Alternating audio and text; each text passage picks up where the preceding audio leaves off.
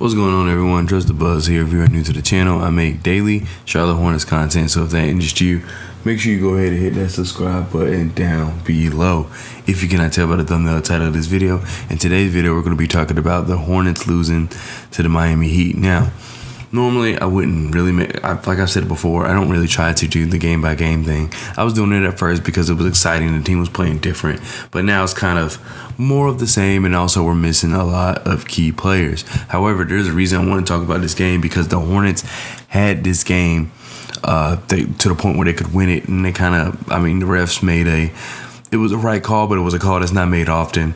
And then also their offensive sets, like for the last play, were not good. The decision making was not good, and that's more so what I want to talk about. So I kind of, just kind of glide over the stats and whatnot for both teams. But in reality, I really want to talk about what happened at the end there.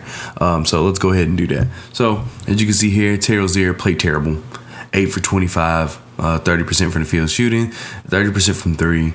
8 rebounds, 3 assists, 1 turnover, which isn't bad considering he did a lot of the ball handling duties. He did a lot of ISO ball, I should say, because as you could tell, Dennis Smith Jr. really did a lot of the ball handling duties, and he got injured at the end, and I don't think he came back in. But as you see, he was a plus 10. And then you got PJ, who basically almost did nothing, -5, but he did a good job on Bam. And see, that's the thing with PJ, is that his role now, you have to look at more than just his statistical numbers, because like I said, he was guarding Bam, and Bam already has his own offensive struggles. And I'm not saying Bam's not a good offensive player. More so what I'm saying is Bam just hasn't quite yet found what works for him in terms of offense. I think Bam can score everywhere on the court, but he just hasn't found really what he likes yet. And that's cool. It works for the Heat. But PJ did a good job just defending him. You would like to get those rebounds up, but it is what it is. And 4 turnovers and 5 personal fouls is not good either. Also, PJ spent some time on Jimmy Butler, and Jimmy Butler was getting every single call. But besides that one where he kind of pushed off on Terry Rozier.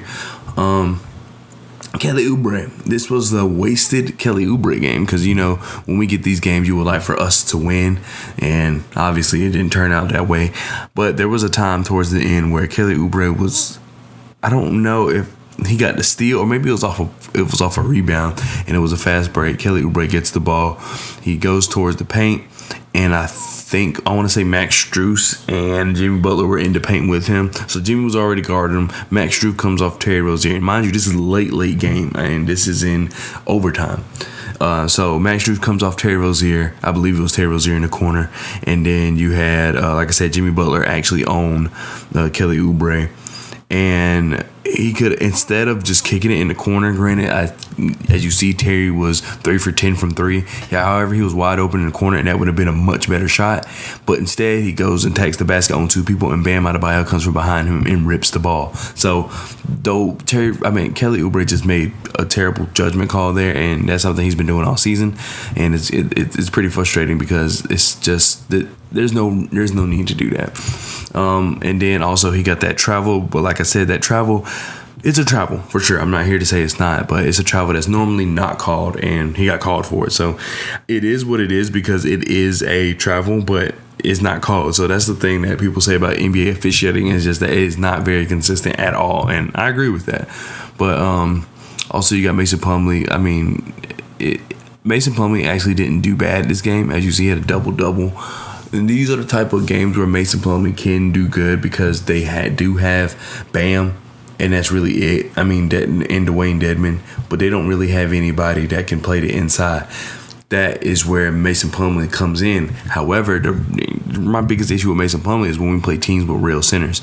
That's the problem, and a majority of the teams do. The reason Bam Adebayo worked for the Miami Heat, because the Miami Heat as a whole have size. They play defense as a team.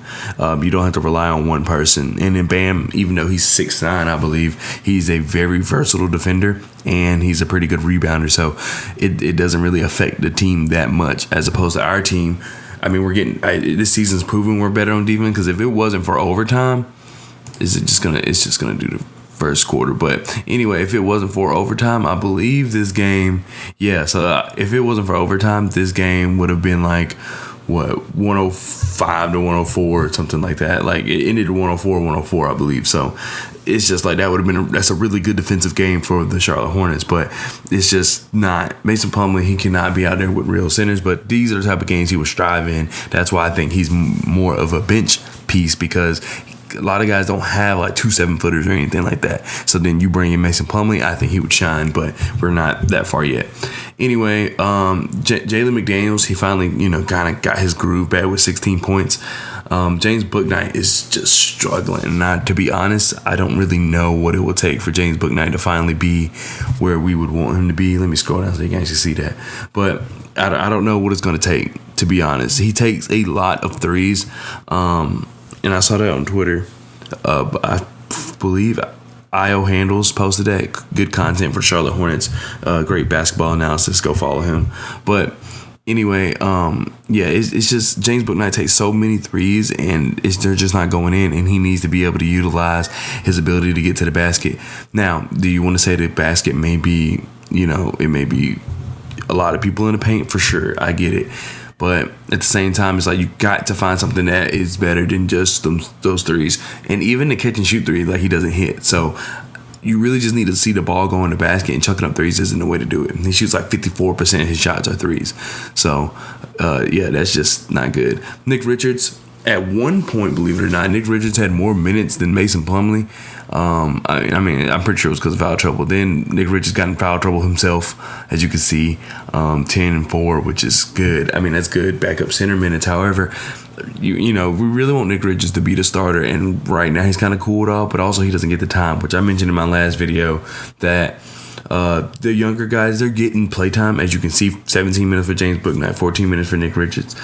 However, they're not getting significant playtime in terms of they're getting pulled, really early or really quick. They're not these minutes are like spurts. They're not just on the court like you would want them to be. So I feel like it's kind of just stunting their growth a little bit. But James Bouknight really has an issue. Nick Richards, I feel like he could really benefit from that time. So I get it. It's two different situations, but still, they get pulled.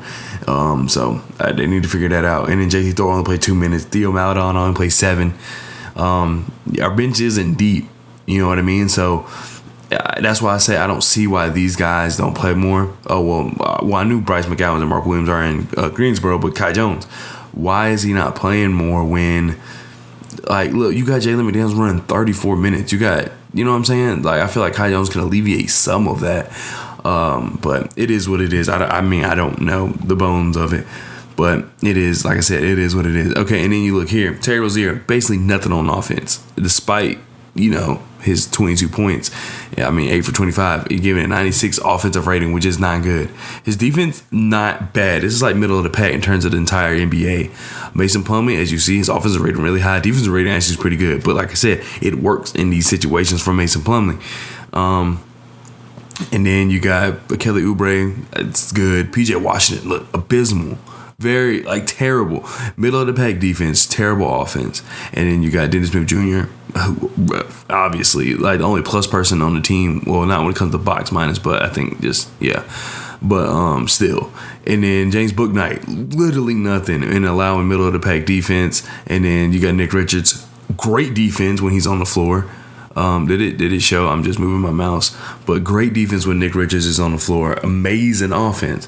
Theo Maledon provides nothing, but I really don't think that's his fault. And then JT Thor, to me, didn't even play enough minutes. However, 117 is not good. So, as you see, it's just really rough for the Charlotte Hornets right now. This is not something I feel like LaMelo Ball can fix. This is not something I feel like the team as a whole, when they get together, can fix. Now, in this specific game, sure. But the Heat were also missing Tyler Hero. The Heat also just haven't been playing well. I know we all got excited about the Warriors game. I was definitely excited about the Warriors game, but then we found out the Warriors just losing to everybody. So it made the win less special. And then afterwards, we kind of see why it was less special, because the Hornets just haven't been able to win since, I don't think. And then, other teams have been beating the Warriors as well. So, and then let's just talk about the Miami Heat for a second. So Jimmy Butler, like I said, got every call. We didn't have anyone to match his physicality physicality. We didn't have anyone to really match his effort. I mean, Dennis Smith Jr. maybe, but Dennis Smith Jr. isn't Jimmy Butler. The Hornets did a good job of stopping everybody else. Like Bam Adebayo, 6 for 15, and he only took 1 3. So the fact that he was 6 for 15, Mason Plumlee, Nick Richards, PJ Watt, everybody was playing great defense on Bam. Cody Martin, who that's kind of his role, was to be the guy when these guys aren't hitting. That means the other team's attention is kind of like on these other guys. So Caleb Martin can step up and start performing. Didn't do that because of the defense on the team. Duncan Robinson, 5 for 10. I'll take it. He was only 2 for 6 from 3. You know what I mean? So he's going to kill you on the 3-point if you let him. So the fact that they didn't let him is very important. Gabe Vincent, a guy who can really be a spark plug, especially with Tyler Hero gone, 3 for 11. So the team did excellent on defense. It's just they really, honestly, the only person they couldn't stop was Jimmy, and that's because he was so physical and just had that drive all game long. And as you see, he almost had a triple-double. So Jimmy Butler, great player, one of my favorite players. But yeah, so, and also he was getting every call, so that helps too. But I mean, you look at the defensive plus, like look at this, 141 to 104. That's amazing. And then 77 didn't do much. Kyle O'Reilly, fine. I mean, his stats weren't all that, but I mean, when do you expect Kyle O'Reilly's stats to be? You know, however, I guess the Heat would expect it to be better, but they won the game, so whatever. Caleb Martin, pretty even. Duncan Robinson, you know, middle of the pack defense, great offense. So these are things that is just,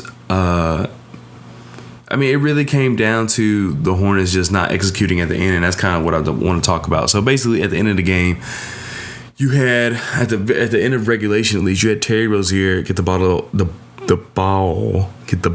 top of the key or top of the 3-point line, and didn't get a screen, didn't get like an off-ball screen to where he can come up and get the ball. He didn't get any of that. It was just one-on-one with somebody, Max Strus maybe, and he just hoisted up a shot and it didn't go in. So, I mean, we've seen Terry make those, I guess, but that was not a good, like, there was nothing. It was just ISO ball, and then I mean, really, if you don't have the shot, you could have passed it. Not saying that someone has a better, because on the court, I guess, I mean, maybe you would try to get the ball to Kelly Oubre. He has the hot hand this game, so I don't understand why you wouldn't get him the ball in that kind of situation, because it is a game that, I mean, let's be honest, we weren't supposed to win, so why not give it to Kelly Oubre? Also, the game was tied in that moment, so we couldn't have lost the game on that play. I get it that you gave it to him before and the travel. Well, that was until after, so it doesn't matter. So, yeah.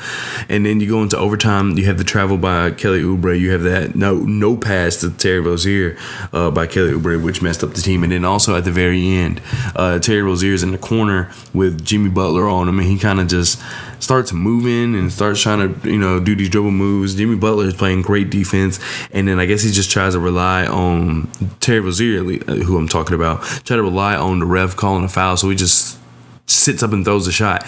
And I said that, like, on Twitter, I was like, this has to be them tanking without telling us, because those sets, and they haven't been good all year in my opinion.